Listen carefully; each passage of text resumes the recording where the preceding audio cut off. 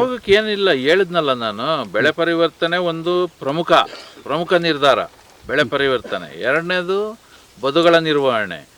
ಮೂರನೇದು NPK 3 ಗೊಬ್ಬರಗಳುಳ್ಳ ರಾಸಾಯನಿಕ ಗೊಬ್ಬರಗಳನ್ನು ಬಳಕೆ ಮಾಡ್ತಕ್ಕಂಥದ್ದು, ಜಿಂಕ್ ಸಲ್ಫೇಟನ್ನು ಮಾಡಿಸ್ತಕ್ಕಂಥದ್ದು.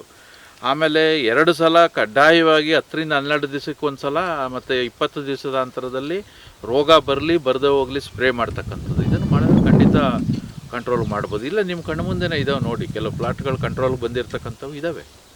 ಅವ್ರು ಆ ರೀತಿ ಕ್ರಮ ತಗೊಂಡಿರೋದ್ರಿಂದ. ಕೊನೆಯದಾಗಿ ಸರ್, ನಮ್ಮ ರೈತರಿಗೆ ಮುಸ್ಲಿಂ ಎಸ್ಪೆಷಲ್ ಮುಸ್ಲಿಂ ಜೋಳ ಬೆಳೆಯುವಂಥ ರೈತರಿಗೆ ನೀವು ಕೊಡೋ ಒಂದು ಸಜೆಷನ್ ಅಥವಾ ಸಲಹೆ ಏನು?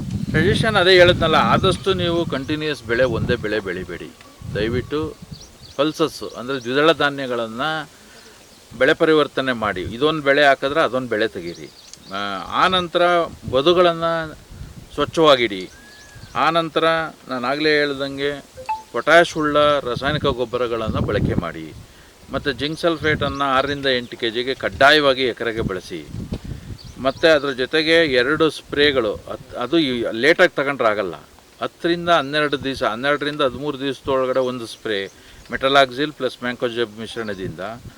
ಮತ್ತು 16 ರಿಂದ 20 ದಿವಸದ ಒಳಗಡೆ, 20 ದಿವಸದ ಅಂದರೆ 20 ದಿವಸ ಏಜ್ ಇದ್ದಾಗ ಅದಕ್ಕೆ ಬೆಳೆಗೆ 20 ದಿವಸದ ಬೆಳೆಗೆ ಸ್ಪ್ರೇ ಮಾಡಬೇಕು. ಅಜಾಕ್ಸಿ ಸ್ಟೋಬಿನ್ ಪ್ಲಸ್ ಡೈಫೆನಕನಜೋಲ್ ಇದನ್ನು ಮಾಡೋದ್ರಿಂದ ಖಂಡಿತ ಈ ಬೆಳೆಗೆ ಬರ್ತಕ್ಕಂಥ ರೋಗವನ್ನು ಖಂಡಿತ ಕಾಪಾಡ್ಕೋಬೋದು.